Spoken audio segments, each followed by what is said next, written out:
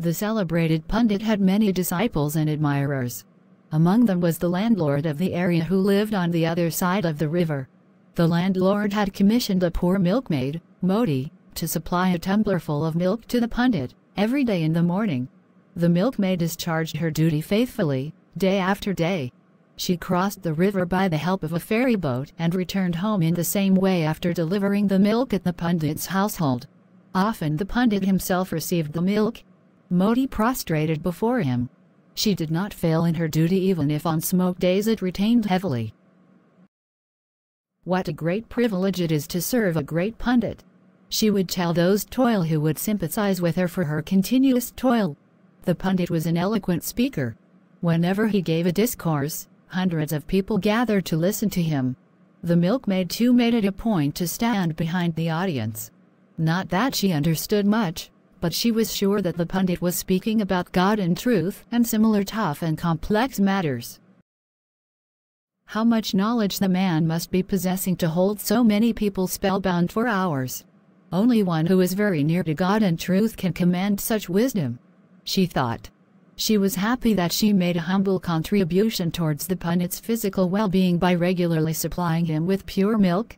Even if the landlord fails to pay me for the milk and my labor, I will not fail in my duty, she resolved.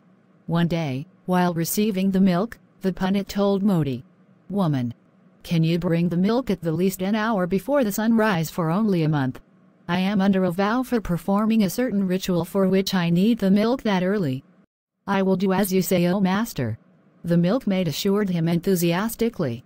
But the next day, by the time she reached the pundit's house, it was already daybreak. "Pardon me, master, for my lapse. But what could I do?" said the milkmaid apologetically. "I was present on the bank of the river long before sunrise. But the boatman did not turn up that early even though I had informed him of the need for me to cross the river while it was still dark. He said since the river is in spate it would not be possible for him to ply the boat in darkness." You could not cross the river without the boatman. I wonder how then the mystics say that one could cross even the ocean of life by uttering the name of Vishnu, commented the pundit jocularly, sure that the poor woman would hardly understand the import of his wise observation. "Well, sir, nobody had told me that," said Modi in a murmur. "That is secret," said the pundit once again jocularly. "Who but a pious and great sage like you could ever know such secrets?" "Thank you, sir, passing it on to me," said Modi. The pundit could not check himself from bursting into a loud guffaw at the woman's naivety. Days passed. The period of the pundit's vow came to an end. He told the milkmaid, "Modi, I must say that you have served me very well. I appreciate the pain you took in getting up in the small hours and milking the cow and delivering the milk to me at dawn. I bless you." Modi bowed to him. "So, sir, from tomorrow I report as before soon after the sunrise. Is that all right?" "Fine," said the pundit. And then he remembered the boatman. "Modi," he said, "tell the boatman how pleased I am with him." "But, sir, I never bothered him, knowing well that he could not come that early," said Modi. "Who then plied the boat for you?" "Boat? Why, sir, I did not need any boat. How then did you cross the river?" "Good God," muttered Modi. "You, who can remember hundreds of pages of scriptures, forgot the secret you passed on to me the other day?" "What do you mean?" asked the pundit, intrigued.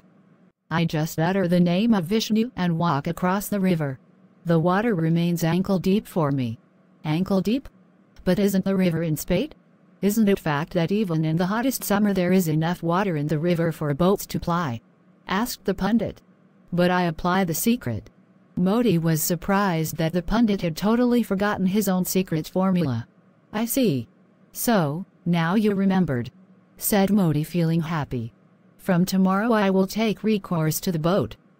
"Let me apply the secret for the last time." Returning today, Modi stepped out onto the road.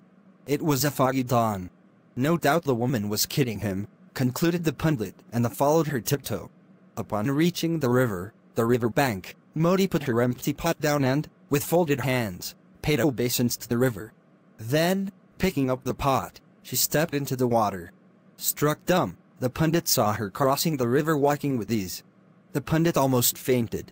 While demonstrating the miracle of faith, The story also draws a contrast between scholarship and innocence, between the knowledge which scholarship secures, but which remains a mere theory, and the knowledge that works through one's complete faith and surrender to the Lord.